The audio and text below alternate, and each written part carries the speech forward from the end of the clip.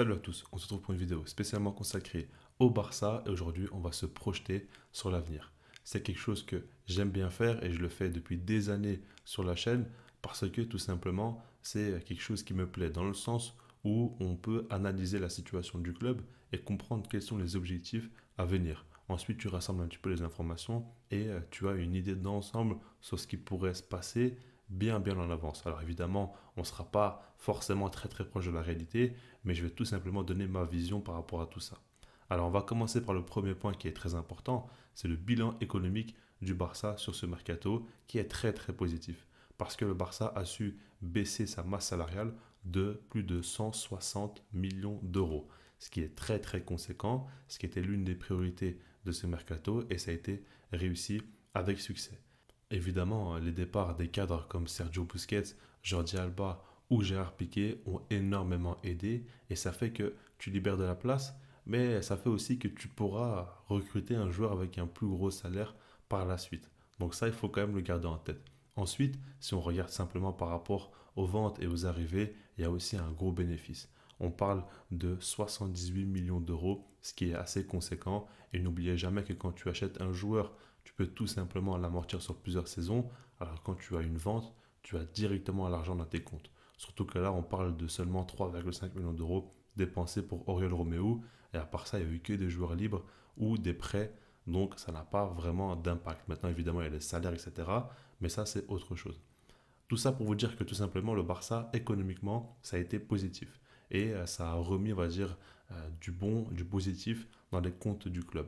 Maintenant, évidemment, il y a quand même un petit problème, c'est le fait que certaines sociétés doivent de l'argent au Barça et n'ont toujours pas payé le club. Ça a fait que la Porta a dû mettre de l'argent de sa poche pour pouvoir finaliser l'arrivée de Joao Cancelo et de Joao Félix. Ça, c'est quand même un vrai problème et on espère que d'ici là, ça va être réglé pour que le Barça puisse beaucoup plus réinjecter de l'argent. Maintenant, par rapport à tout ça, il faut regarder un petit peu quelles sont les pistes. Et aujourd'hui, on a eu des informations, même si on en avait déjà depuis un petit temps, notamment déjà du côté de Kvaratskhelia. Et là, c'est vrai que c'est très surprenant. On avait déjà entendu que le joueur était fan du Real Madrid, donc personnellement, je m'étais mis dans ma tête le fait est que c'est pas possible qu'il signe au Barça. Mais son agent a tout simplement déclaré que lorsque Kvara sera prêt, il signera dans un top club et il a parlé du Barça et du Real Madrid uniquement. Il n'a pas parlé d'autres clubs de première ligue ou quoi. Donc, il ouvre clairement la porte à ces clubs-là. Il fait comprendre que Kvara, s'il quitte Naples, c'est que pour le Barça ou le Real Madrid. Et quand tu regardes le Real Madrid, bah, sur le poste d'ailier gauche, il y a déjà Vinicius, il y a eu Rodrigo qui peut jouer aussi à ce poste-là.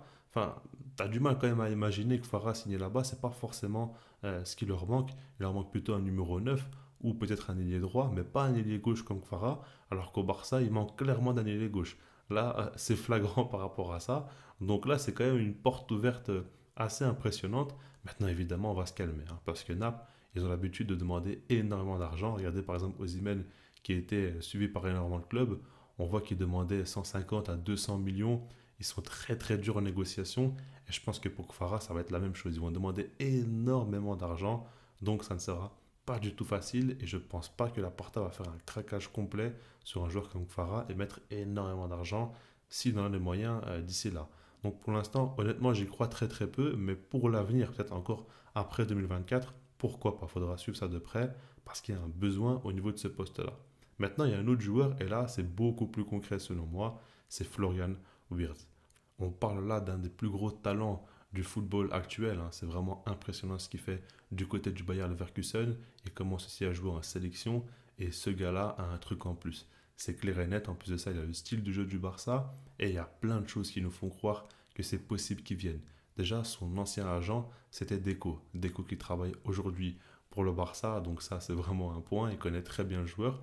Ensuite, le joueur lui-même a fait une déclaration déjà il y a quelques temps où il a déclaré que son rêve est de signer au Barça. Il a dit clairement, publiquement, donc là, il n'y a plus de doute par rapport à ça. On connaît son souhait et on sait que si jamais il quitte Leverkusen, bah, ce sera tout simplement pour le Barça. Maintenant, en 2024, il va lui rester plus que 3 ans de contrat et c'est le moment idéal pour son club de le vendre assez cher. Donc il faudra suivre ça de très près, surtout que Deco va à tout prix le faire venir au Barça vu comment il le connaît, vu comment il croit en lui, et on sait très bien que ça risque vraiment de chauffer de plus en plus avec le temps. Maintenant, Par rapport à tout ça, bah, évidemment, c'est très très positif, mais personnellement, je ne vous cache pas que je ne suis pas ultra optimiste. Moi, je ne pense pas que 2024 va être un mercato où le Barça va tout simplement injecter pas mal d'argent. Je m'explique. Déjà, quand on regarde la situation actuelle, il y a deux joueurs qui sont arrivés en prêt, Cancelo et Joao Félix.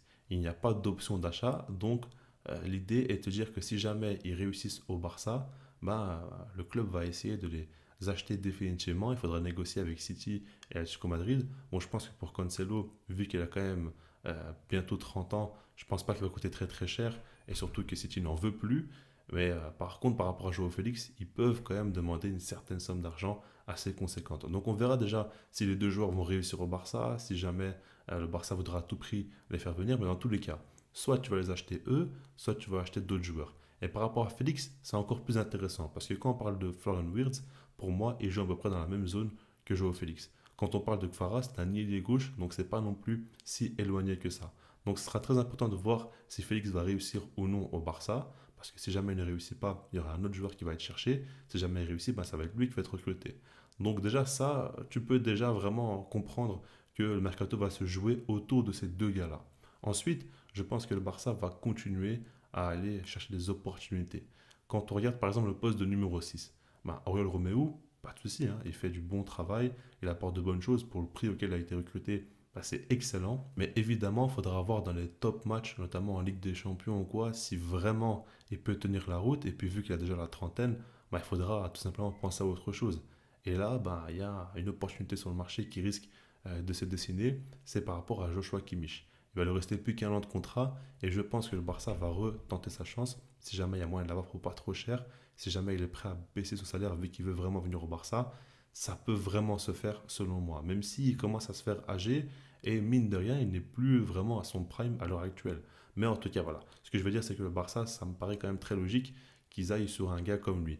Donc tout ça me fait dire que je ne crois absolument pas que la saison prochaine, on aura un mercato où le Barça va dépenser énormément d'argent sur un joueur comme Florian Wirtz, comme Kfara ou autre. Moi, je pense que le Barça va déjà se concentrer sur Cancelo et Félix, voir si jamais l'un des deux vient. Dans le cas où ils ne viennent pas, il faudra avoir des alternatives. Et puis ensuite, quelques opportunités comme Joshua Kimmich, notamment. C'est un exemple. Après, il peut y avoir d'autres joueurs, hein. On verra d'ici là ce qui va se passer. Et puis, continuer aussi la stratégie où tu vas chercher des pépites. Le Barça, ce qu'ils aiment bien faire en ce moment, c'est prendre des pépites, notamment au Brésil, hein. On voit que Deco regarde pas mal de joueurs partout. On parle beaucoup de Fabrico Diaz en ce moment, hein. Un joueur qui fait beaucoup parler, qui est très très prometteur et que Deco veut absolument faire venir au Barça. Donc ça serait intéressant de suivre. Mais il y a d'autres pépites comme ça. Donc le Barça aime bien prendre des petites pépites, faire monter des jeunes de la Masia en équipe première et puis prendre des joueurs confirmés, des opportunités comme Cancelo, Félix, Kimmich, etc. dans ce genre-là. Donc voilà, je reste là-dessus, puis sinon moi je vous dis peace.